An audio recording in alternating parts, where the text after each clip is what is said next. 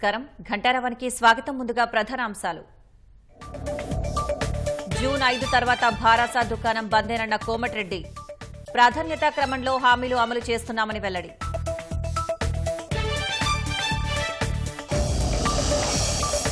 వనపర్తి జిల్లాలో తమ పార్టీ నేతల హత్యలను ఖండించిన భారాసా. రాజకీయ ప్రేరేపితమే అంటూ కాంగ్రెస్పై ఆరోపణ.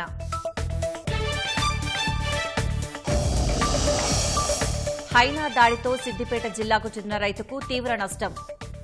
65 గొర్రెలు మృతి. సర్కారే ఆదుకోవాలని విజ్ఞప్తి. ప్రజ్వల్ రేవన్న దౌత్య పాస్పోర్ట్ రద్దు చేయాలన్న సిద్దరామయ్య. తిరిగి రప్పించేందుకు సమగ్ర చర్యలు చేపట్టాలంటూ ప్రధానికి లేఖ. గరిష్ట ఉష్ణోగ్రతలతో ఉత్తరాది రాష్ట్రాలు బెంబేలు. వడదెబ్బ తగిలిన వారి కోసం ఢిల్లీ ఆసుపత్రుల్లో ప్రత్యేక ఏర్పాట్లు.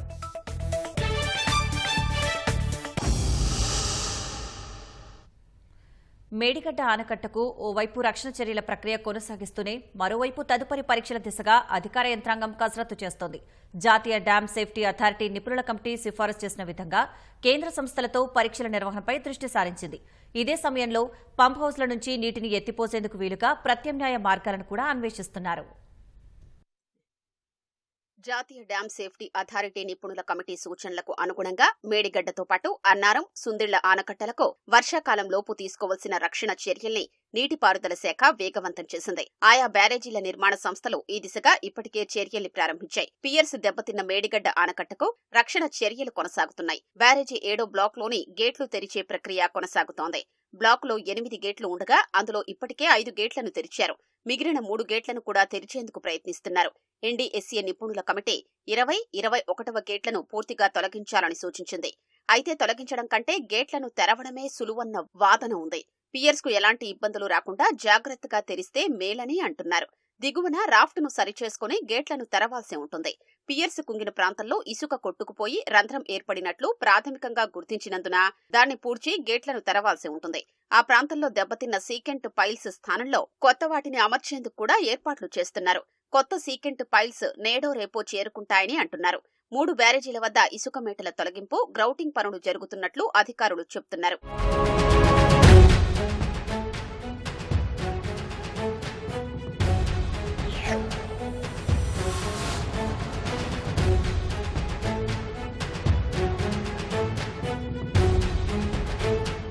ఎన్డీఎస్ఏ నిపుణుల కమిటీ సూచించిన తదుపరి పరీక్షలు నిర్వహించేందుకు కూడా నీటిపారుదల శాఖ కసరత్తు చేస్తోంది.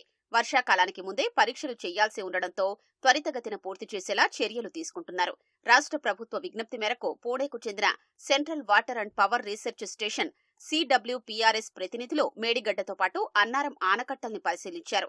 అందులో జియోటెక్నికల్ శాస్త్రవేత్త జేఎస్ ఎడ్లబడ్కర్, జియోఫిజికల్ శాస్త్రవేత్త ధనుంజయ నాయుడు, ఎన్జీటీ అధ్యయనాల శాస్త్రవేత్త ప్రకాష్ పాలేయే ఉన్నారు. శనివారం లేదా సోమవారం హైదరాబాద్ కు చెందిన national geophysical research institute NGRI ప్రతినిధులు కూడా బ్యారేజీల్ని పరిశీలించనున్నారు. ఢిల్లీలోని central soil and materials research station CSMRS ప్రతినిధుల్ని కూడా ఇప్పటికే సంప్రదించారు. CWPRS ప్రతినిధులు, నిర్మాణ సంస్థల ప్రతినిధులతో నీటిపారుదల శాఖ ఉన్నతాధికారులు ఇవాళ సమావేశం కానున్నారు. మంత్రి ఉత్తమ్ కుమార్ రెడ్డి కూడా సమావేశంలో పాల్గొనే అవకాశం ఉంది. బ్యారేజీలకు నిర్వహించాల్సిన పరీక్షలు, సంబంధిత అంశాలపై సమావేశంలో చర్చిస్తారు.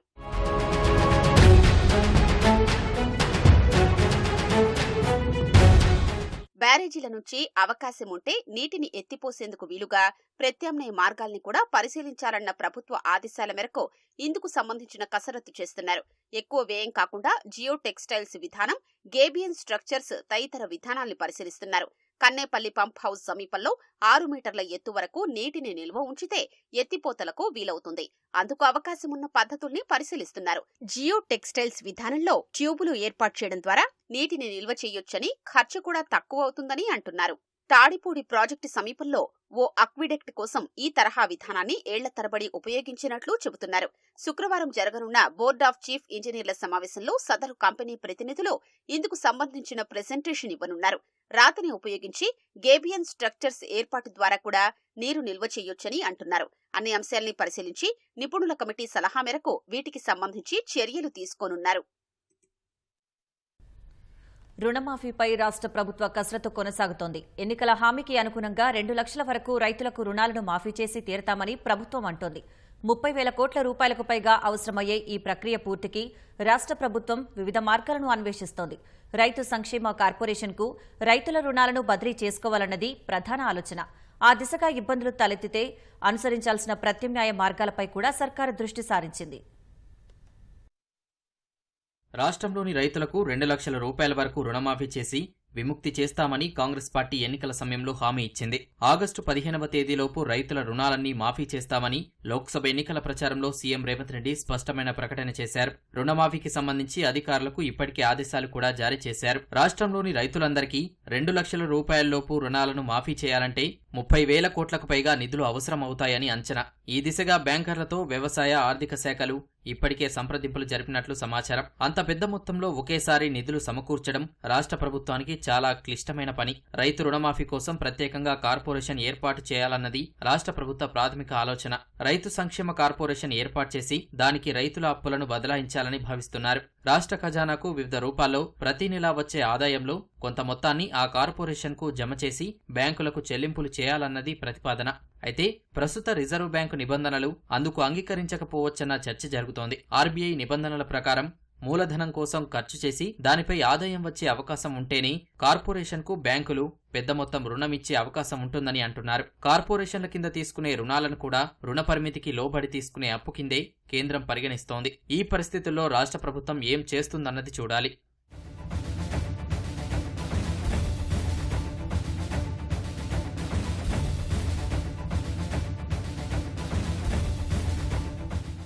కార్పొరేషన్ ద్వారా అవకాశం లేనట్లయితే ప్రత్యామ్నాయ మార్గాలను అన్వేషించైనా సరే రుణమాఫీ అమలు చేయాలని సర్కార్ భావిస్తున్నట్లు సమాచారం. ఇందుకోసం వివిధ విధానాలను పరిశీలిస్తున్నట్లు తెలిసింది. అదనపు ఆదాయ వనరుల అన్వేషణపై రాష్ట్ర ప్రభుత్వం గతంలోనే దృష్టి సారించింది. లీకేజీలను అరికట్టడంతో పాటు వివిధ మార్గాల ద్వారా ఖజానాకు ఆదాయాన్ని పెంచుకునే మార్గాలపై కసరత్తు చేస్తోంది. ఆ దిశగా పలు చర్యలను కూడా తీసుకుంటోంది.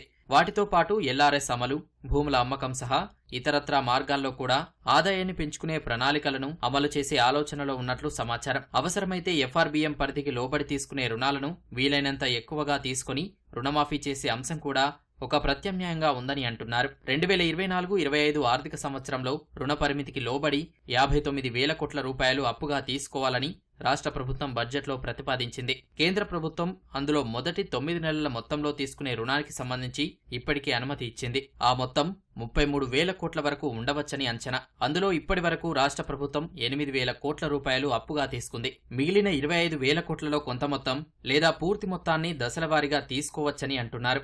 అదే జరిగితే ప్రభుత్వ ఇతర సంక్షేమ, అభివృద్ధి కార్యక్రమాలకు కొంత ఆటంకం కలుగుతుంది. అవసరమైతే గుత్తేదారులు ఇతర బిల్లుల చెల్లింపులను కొన్నాళ్ల పాటు ఆపి రైతు రుణమాఫీ చేసే ఆలోచన కూడా లేకపోలేదని చెప్తున్నారు.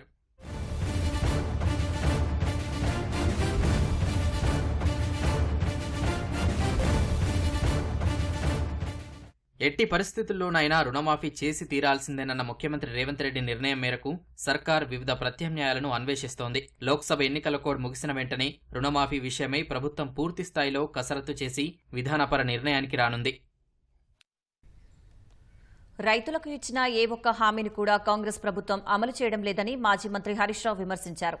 పట్టభద్రుల ఎమ్మెల్సీ ప్రచారానికి వెళ్తున్న క్రమంలో జగిత్యాల జిల్లా కొండగట్టు అంజనను ఆయన దర్శించుకున్నారు. తిరుగు ప్రయాణంలో కొడిమ్యాల మండలం పూడూరు వద్ద ధాన్యం కొనుగోలు కేంద్రం వద్ద ఆగిన మాజీ మంత్రి రైతులతో మాట్లాడారు. అకాల వర్షాలకు వడ్లు తడిసిపోయి రైతులు తీవ్ర ఇబ్బందులు ఎదుర్కొంటున్నారని ఆవేదన వ్యక్తం చేశారు. ఆయన వెంట మాజీ ఎమ్మెల్యే సుంకె రవిశంకర్ ఉన్నారు. రైతులు తమ సమస్యలను హరీష్ రావుకు వివరించారు. రాష్ట్రంలో అకాల వర్షాలతోని రాష్ట్ర వ్యాప్తంగా వడ్ల కొనుగోలు కేంద్రాల్లో రైతులు తీవ్రమైనటువంటి ఇబ్బందులు పడతా ఉన్నారు.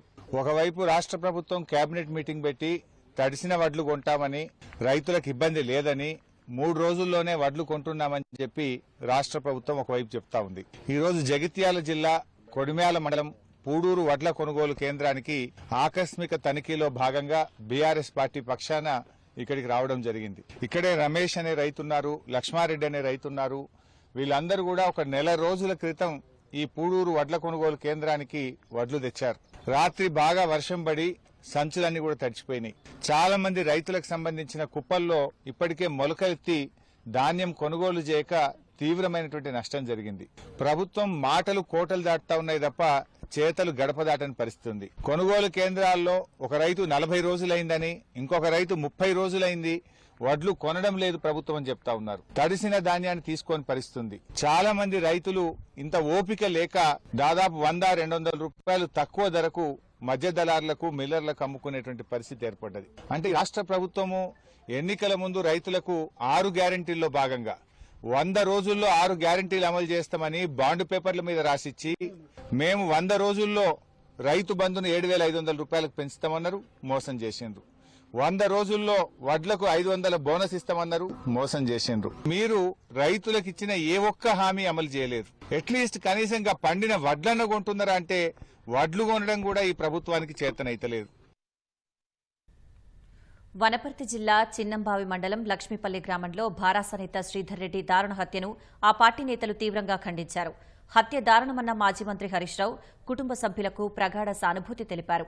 కాంగ్రెస్ ప్రభుత్వం వచ్చిన 5 నెలల్లో ఒక్క కొల్లాపూర్ నియోజకవర్గంలోనే 2 భారాస నాయకులు హత్యకు గురికావడం, పలుచోట్ల నేతలు, కార్యకర్తలపై దాడులు జరగడం దురదృష్టకరమని ఆవేదన వ్యక్తం చేశారు. హత్యను ఖండించిన మాజీ మంత్రి నిరంజన్ రెడ్డి 5 నెలల్లో ఇది 2వ రాజకీయ ప్రేరేపిత హత్య అని, నిందితులను కఠినంగా శిక్షించాలని కోరారు. హత్యపై భారాస నాగర్ కర్నూల్ ఎంపీ అభ్యర్థి విశ్రాంత ఐపీఎస్ అధికారి ఆర్ఎస్ ప్రవీణ్ కుమార్ తీవ్రంగా స్పందించారు. ముఖ్యమంత్రి రేవంత్ రెడ్డి, మంత్రి జూపల్లి కృష్ణారావు అండతో భారాస నాయకులపై పట్టపగలే దాడులు జరుగుతున్నాయని ఆరోపించారు. భారాస నేతల ప్రాణాలకు పెను ప్రమాదం పొంచి ఉందని, డీజీపీకి ఫిర్యాదు చేసిన 10 రోజుల్లోనే శ్రీధర్ రెడ్డి చాలా దారుణంగా హత్యకు గురయ్యారని అన్నారు. మంత్రి జూపల్లి కృష్ణారావును మంత్రివర్గం నుంచి వెంటనే బర్తరఫ్ చేయాలని డిమాండ్ చేశారు.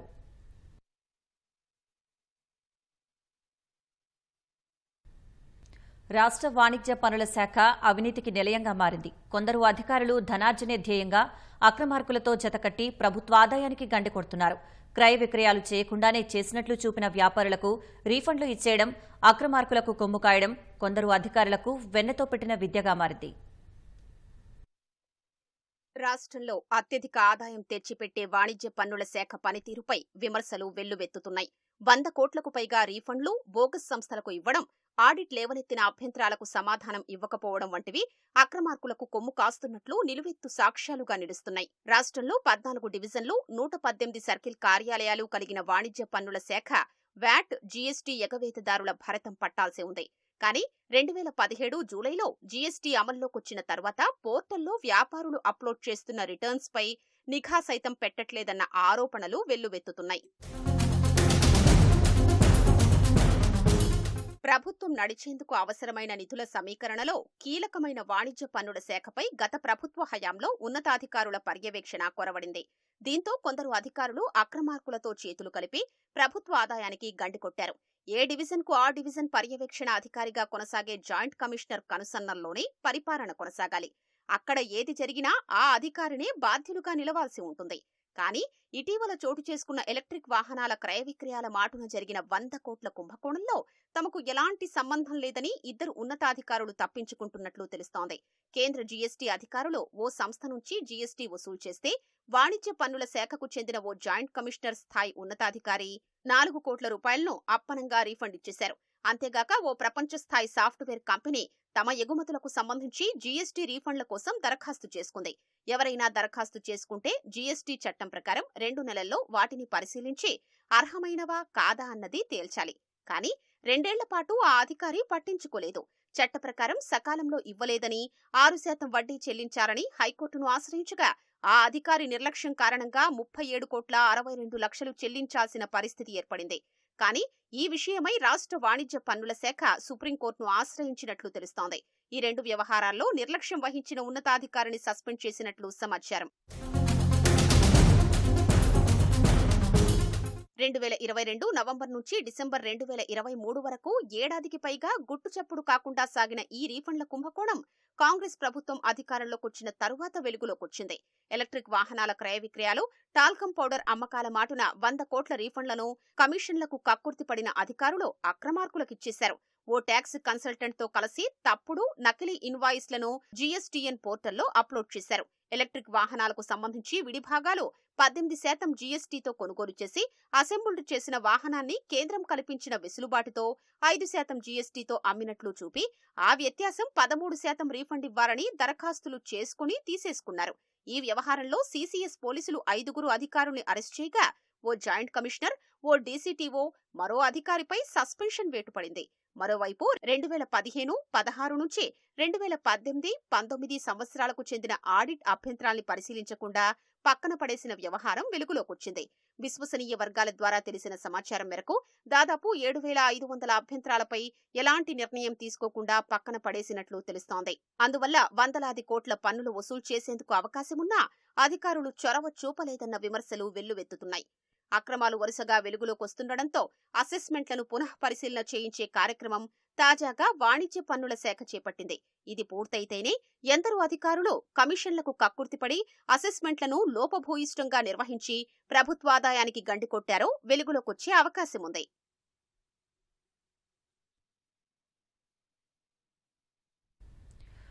ఎర్రమంజిల్లోని పౌర సరఫరాల భవన్లో పౌర సరఫరాల శాఖ కమిషనర్ డిఎస్ చౌహాన్ మీడియాతో మాట్లాడుతున్నారు. ప్రత్యక్ష ప్రసారం ద్వారా చూద్దాం.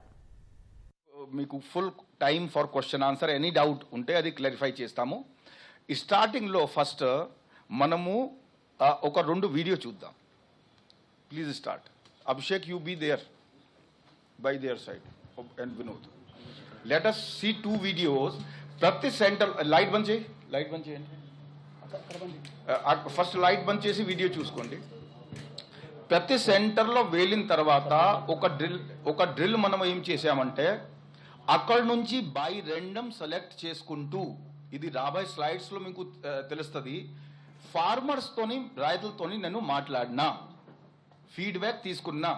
సెంటర్లో ఉన్నటువంటి రైతులతో మాట్లాడడంతో పాటు 2 days క్రితం ఏదైతే రైతులు అక్కడ ధాన్యం ఇచ్చి వెళ్ళారు, వారికి వడ్లు ఇచ్చి వెళ్ళారు, పేమెంట్ పడిందా లేదా, సమస్య వచ్చిందా లేదా, ఆ ఫీడ్బ్యాక్ ప్రతి సెంటర్లో తీసుకున్నాం. దాని గురించి ఎందుకంటే ప్రెస్ మీట్ కూడా ఫ్యాక్ట్స్ కూడా ఉండాలి, కొంచెం ఇంట్రెస్టింగ్ కూడా ఉండాలి. సో ఆ వీడియోతో స్టార్ట్ చేద్దాం. Please see the video. తీసుకొచ్చారు కదా, దిస్ ఇస్ నైట్ వీడియో. వచ్చిందా అకౌంట్లో? ఇక్కడ ఏమన్నా ఇబ్బంది ఎదురైందా?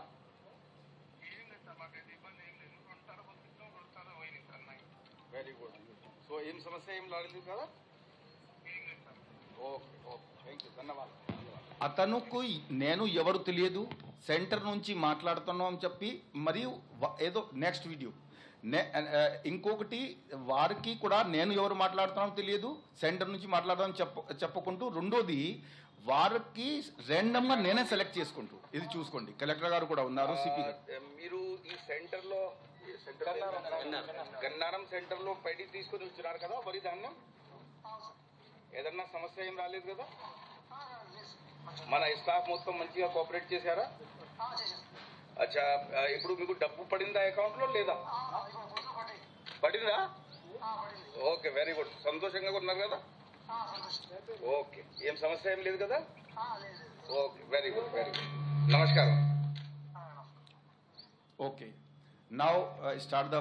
సో మొత్తానికి టైం టు టైం అది చేయడంతో పాటు ఇంకో ఏమన్నా వీడియో సేమ్ బోర్ అయిపోతారు మా మిత్రులు. రావడం జరిగింది ఆ కస్టమర్ తనిఖీ కోసం. నిన్న రాత్రి you can see everybody is there. ఇది అవసరం లేదు, నార్మల్ ప్రెస్తో మాట్లాడతాం. పీపీటీ స్టార్ట్ చేయండి. ఇప్పుడు కొన్ని ఫ్యాక్ట్స్ అండ్ ఫిగర్స్తో సహా, ఎందుకంటే కొన్ని దాంట్లో మేము చూస్తే అసలు ఫిగర్ కూడా కొన్ని ఎలా వస్తున్నాయి అంటే అవగాహన రహితంగా, మనము గ్రౌండ్లో పరిస్థితి తెలియకుండా, గ్రౌండ్లో అసలు సెంటర్లో ఏం జరుగుతున్నది తెలియకుండా, అవగాహన రహితంగా విషయం పట్ల పూర్తిగా మన ఫ్యాక్ట్స్ ఫిగర్స్ తెలియనప్పుడు మాట్లాడినప్పుడు ఇలాంటి సమస్యలు వస్తాయి.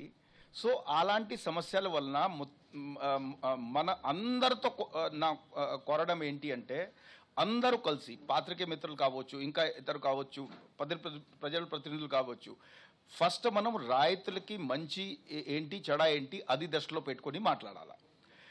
ఒక విషయం మీకు మరొకసారి చెప్తున్నాము, దట్ ఇలాంటి విమర్శలు కొన్ని వాస్తవం విమర్శలు ఉంటే మేము ఇది వరకు కొన్ని వచ్చినాయి, కరెక్షన్ కూడా చేశాము.